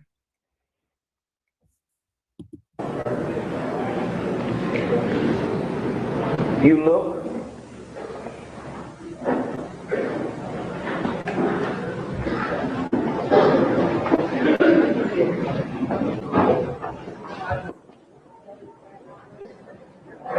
Some of the activities are geared especially for the young who did not have a chance to get to feel or to know what the civil rights movement actually was about. Even as they marched, now they could have stopped in a hotel, but when you think about marching from Memphis to Jackson or Jackson to Memphis, there were no hotels. You stayed in churches, you stayed in people's homes, and that's how we got over. That's how we got through. The struggle was a spiritual struggle. You couldn't pay people to do what we had to do. You couldn't pay people to stand before mad dogs and fire hoses and billy clubs and cattle prods. It was strictly a spiritual and moral movement. So we wanted that dimension to be in the pilgrimage to Memphis. We will revisit the mountaintop speech site. That's the Mason's Temple, where Dr. King made his last address, which he almost didn't make, because the night that we were having that rally, there were tornado warnings, and he was behind on the Poor People's Campaign. And he said, you guys go on over and have the rally. I'm going to stay at the motel and work on the Poor People's Campaign. When we got there and Dr. Abernathy walked in and Jesse Jackson walked in and I walked in and others, people started clapping because they thought Martin was behind us. And so Ralph's preacher said to him, this is not our crowd. And he went to the phone and called Dr. King. And that any of the marches that we had in those days, you have an opportunity to bring the children and bring the family and march with us.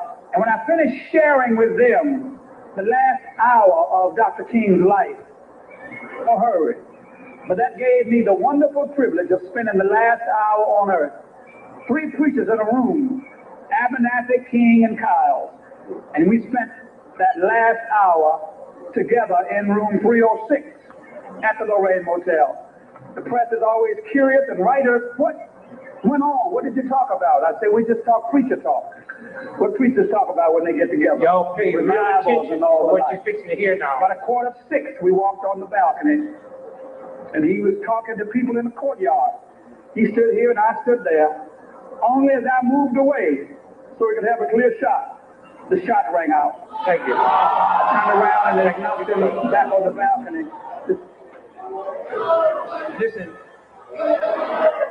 Oh. Wait, listen. Listen.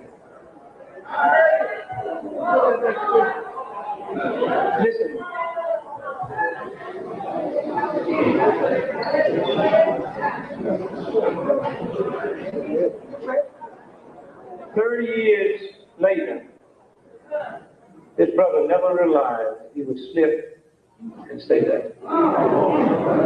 Right? So he said that assassination of Martin Luther King was, a huge deal and, very well orchestrated by, of course, the United States government, CIA, FBI, and people on the inside. Okay. Apparently Jesse being one of them. All right. Well, Jesse's no longer here. He's going to have to answer for his crimes in the next life. Okay. Let's talk about Obama. All right. So 2/3 got them out the way. Let's talk about Obama. He came out of his mouth and said that aliens are real. It caused a huge uproar. Right. And people ended up saying, like he had to backtrack. Like, I didn't mean that. What I meant was that, it's such a vast universe that sure thing. But what it comes down to is last week, Billy English said that America is stolen ground. Obama, in a roundabout way, says God is real, right? Because when they say aliens, it's really the angels. You know what I mean? They understand that. Tim Burchett, I bring him up all the time. He said through the skiffs and, the back room conversations they have amongst each other that we all know what they are. It's Ezekiel's will. We get that, So now Obama exposing that they do exist is another step to America's destruction, Babylon's destruction. Let's get Joel chapter 3 and verse 3. So they come out their mouth, you know what I mean? There's no room for, I didn't know that, or, and that's one thing Esau says, just don't admit anything. Trump's lawyer, his mob lawyer, taught him that. Like, whatever you do, you be dead wrong. It's on camera. 100 people done seen you. This, that, and the third. Never admit fault. Okay, and that's how Esau lives by. That he never did anything wrong. You know, that's why he's sitting there seeing brothers outside at camp. They're like, I don't know what you're talking about. What do you mean? What are you talking about? Slavery? I don't know anything about slavery. I didn't know any slaves. Me? You know what I mean? They'll never admit fault. But now we see in the time period we're living in that the Most High is allowing them to speak freely, and that's going to be ultimately part of their destruction. Go ahead, Ken. You could bring it out.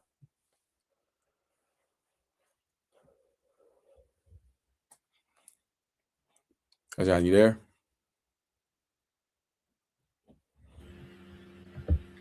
My bad. This is the book of Joel, chapter 3 and verse 3.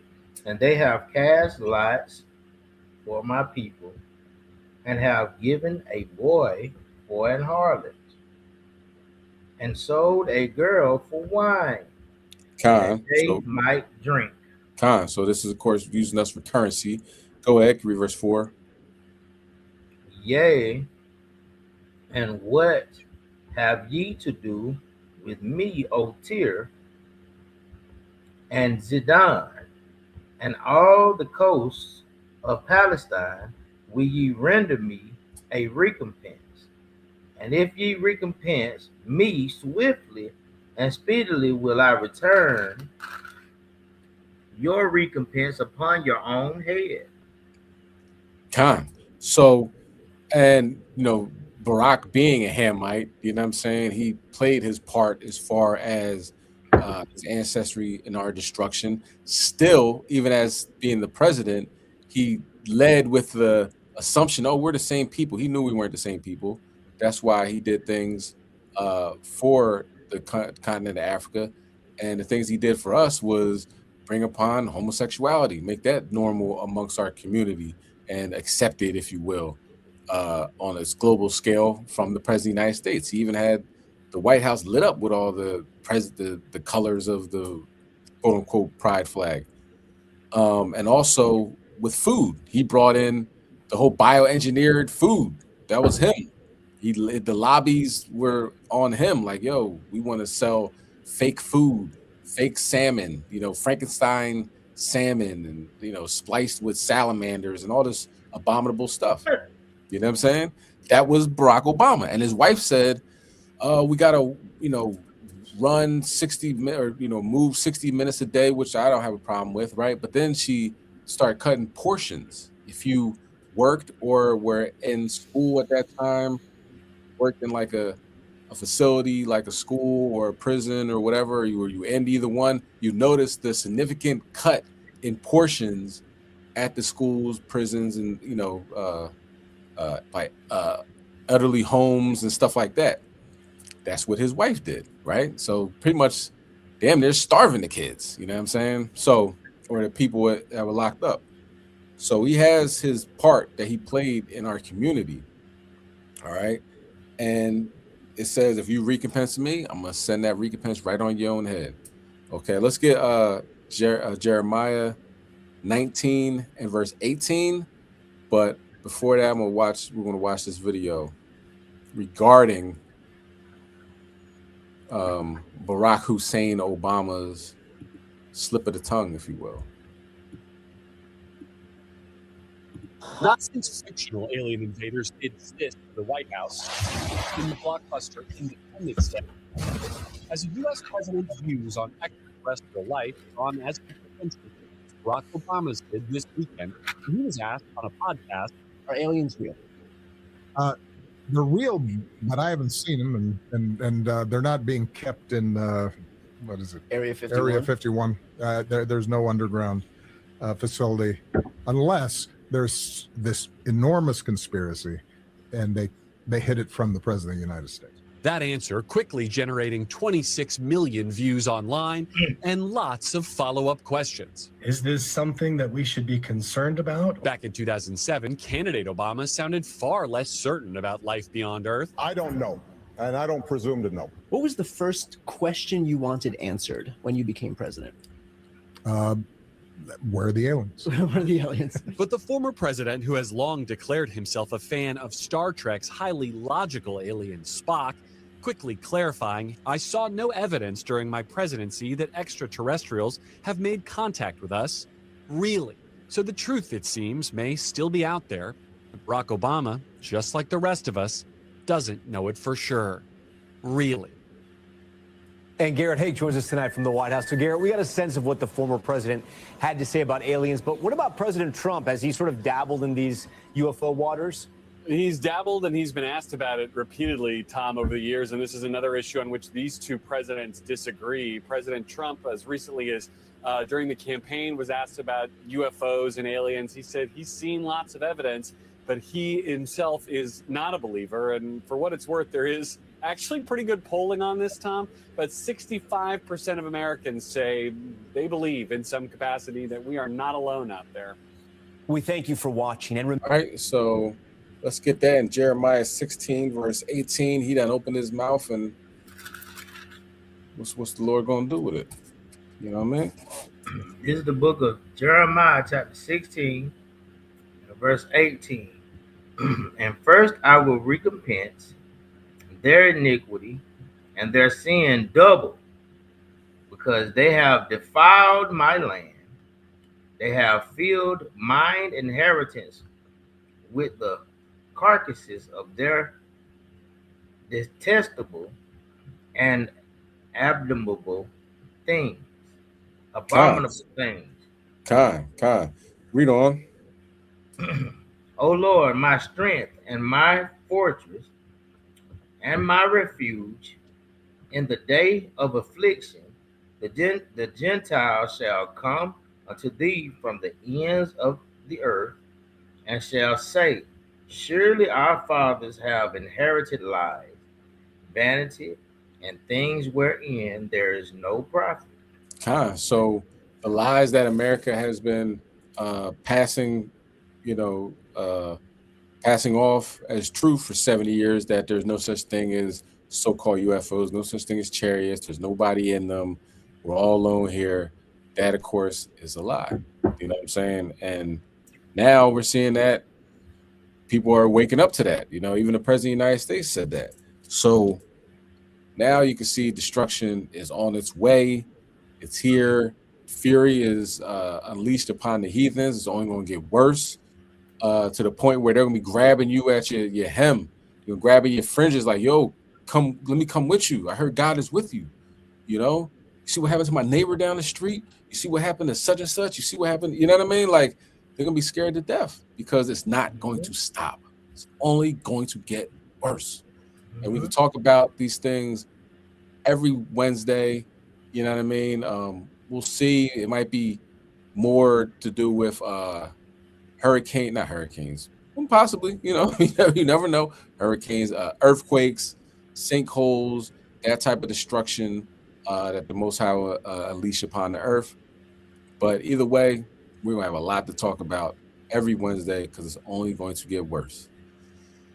Now, let's go to Genesis chapter 1, verse 29.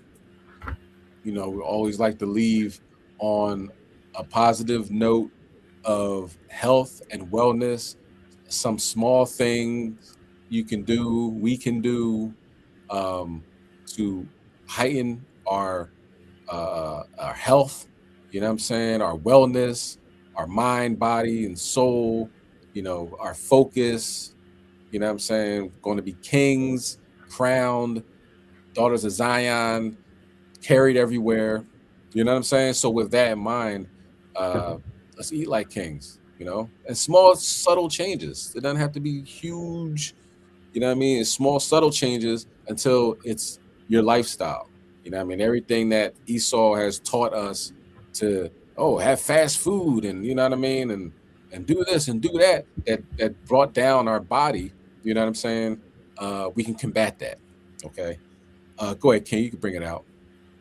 Yahweh said, this is Genesis chapter 1 and verse 29. And Yahweh said, behold, I have given you every herb bearing seed, which is upon the face of the earth, of all the earth, and every tree in the which is the fruit of a tree yielding seed. To you it shall be for meat. So we're going to talk about this next clip. This next story is about chia seeds.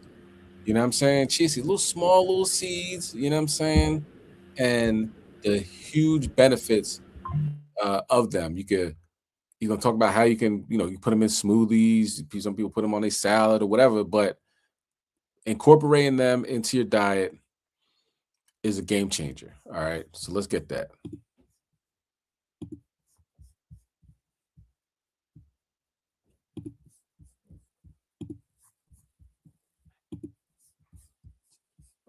You are going to love this.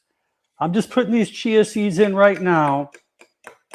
Okay, it's been about 30 seconds, give or take. These chia seeds right in here has been in here about 5 minutes.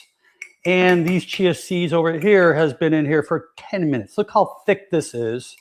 And obviously, the longer you leave chia seeds in water, the more it swells. It can swell up to 12 times the size of what the chia seed is. Now look how small these chia seeds are. But this is 1 tablespoon in here. You can see here, that's what we just put in. Here's 1 tablespoon. Look how much thicker that is, almost half the glass, over half the glass. And look at this guy right here. Look how thick this is. The longer we leave chia seeds in our gut, the more it swells, the more satiety you have, the better digestion when it comes to our food, because this soluble fiber feeds our probiotics. Let me explain. When we eat this, it doesn't get digested in our small intestine. We don't have the enzymes. It makes its way to the large intestine, and it feeds those probiotics, because soluble fiber is like a prebiotic. And that prebiotic feeds the probiotics to keep the colonocytes, the cells in our colon, healthy, preventing colon cancer. It works where it secretes those short-chain fatty acids given off by those probiotics, secretes butyrate. And that butyrate does wonderful things for our system in reducing inflammation through our entire organs, as well as bumping up that immune system. And our objective here today is that this has so many medicinal healing properties, because we're going to supplement cayenne pepper, ginger, cinnamon, little lemon, little honey if you want. But this is going to go in here. We're going to drink this about 10 minutes before our meals. Why? It's going to give you satiety. It's going to help your digestion. It's going to feed your probiotics. It's going to sustain your normal sugar, glucose levels. It's going to make you more insulin sensitive. It's going to give you more, it's going to take away inflammation throughout your system. It's going to work as a thermogenic fat burner. Oh, wow, this is beautiful. But I wanted you to have the idea of what happens with these chia seeds, because imagine these chia seeds filling up to 12 times the size. And as it fills up, you're going to eat less. You're going to have better digestion. You're going to have better peristalsis, where you're not going to have all that excessive food sitting in your gut. It's going to help you excrete it to get rid of constipation. So this is the purpose, that, again, we want to use this about 10 minutes before our first meal. You can do it several times a day. A couple of things I want to mention here are ginger. We know ginger is great for digestion. It's great for nausea. It's a great anti-inflammatory. It's got powerful antioxidants. It actually has a thermogenic burner. It works with the adipocytes when it comes to fat burning. Then we have our cinnamon. We know cinnamon is great for postprandial sugars, helps sustain normal insulin levels, makes you more insulin sensitive. I love the taste of cinnamon. It's got a really sweet taste. It has great anti-inflammatory properties, which is very, very healing. And the cayenne pepper is one of my favorite. This is great for your blood pressure. This increases nitric oxide in the vessels. It causes vasodilation. Really good for the endothelial tissue within the blood vessels. This is an anti-inflammatory, and again, a great thermogenic metabolic booster. And honey, antibacterial, antiviral, antifungal. It's got lots of great minerals, nutrients, vitamins. We'll use a little bit of this. And our lemon is a great cleanser. Our liver, lymphatic system, great for digestion, helps the enzymes in our digestive system. So what do? Very simple. After we wait about 10 minutes, you can put this at any time. We go like a 1/4 teaspoon of cinnamon, a 1/4 teaspoon of our ginger. We would use just a few dashes of our cayenne. And if it's too spicy for you, just use one little dash because it really makes that good zing. It's really good for you. And a little bit of honey or your natural sweetener. A little honey, I think, is beautiful. You don't need a lot. And you can use about a 1/4 of a lemon, a little squeeze in there. It's a great cleanser as well. So the purpose of this video is I want you to understand. Look how this is already thickening up already after 5-6 minutes. This guy over here, this would be closer to probably to like 15 minutes now. And this guy over here is going to be closer to 20 minutes.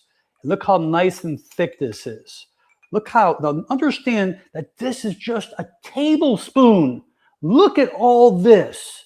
Now imagine, here's a tablespoon right here.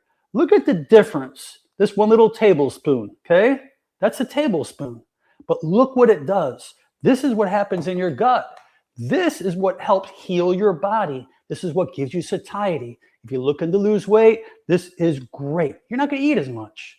And again, this is going to do the job. It's going to cleanse. It's going to help your sugar level. It's going to make you more insulin sensitive. It's going to make you less insulin resistant. It's going to give you lots of energy. You're not going to get that spiking and that down surge where you're going to feel that tiredness, where you're going to feel sleepy. You can have this twice a day. Very, very healthy. And all you need is a tablespoon. You don't need anything more. Look how thick this is. And what you do is you put it in, once you sweeten it up, and you drink it down, wait about 10 minutes, and you're ready to rock and roll because this is going to be a lifesaver for so many of you. I promise you, this is all healthy. Got great nutrients in there. The medicinal properties are excellent. I hope that you can use this. Try it. I challenge you. And then you'll see in weeks ahead those great results. You're just going to see changes in your physiology. You're going to start losing weight. You're going to start sleeping better. Your blood sugar is going to be neutral, more balanced. And if you are pre-diabetic or even insulin resistance, this can help reverse that insulin resistance. It's going to take stress off the pancreas. It's going to help your blood pressure and help your cardiovascular system. Obviously, I've said a lot. And I mean it. It will help you. Please share this with a friend, a loved one, someone that you think that can benefit from this. Leave your comments below. I will look at them. I'm very excited to see the results you're going to have in the near future. And most important, make it a great day. Yeah, you know what I'm saying? True story. Chia seeds, check them out. You get them at be a health food store. Do you know what I mean? You can probably get them in the grocery store. I would recommend organic, just off the strength of I don't know what else they spray on these things. You know what I'm saying? But it's very healthy. You know what I'm saying? Probably for like $10 you can get some, and it lasts you. You know, you're not gonna. You said 1 tablespoon. You'll keep it going. Do you know what I'm saying? It's not like, oh, I ran out of it in a week. You put them in smoothies, like you said. You can put them in water and, put the other, like some ginger, cayenne pepper, lemon, honey. And let me know the results. You know what I'm saying? Check it out. All right. So, boom, fury upon the heathen. It's only going to get worse. While we get better, while we get stronger, while we get smarter, while we get more focused, while we get more together, while we build up our community, they're going to continue to fall. They're going to fall and we are going to rise. They are falling and we are rising. It's like a somersault. You know what I'm saying? It's like a somersault. And we're going to keep it moving in the right direction, giving all praise, honor to you, and glory to Yahweh Bashem Mashiach Yahushai, reading our Bible, getting into these scriptures, getting into these feast days, preparing for Passover, get your dues in, get your outfit ready, get your, get your mind right more than anything. You know what I'm saying? Going to the Passover season, we already know how Passover seasons can go. You know, it can get the Most High be judging. Okay, so we don't want to get into that judgment. So let's focus in. And Kom Yashala, we got next. Shalom.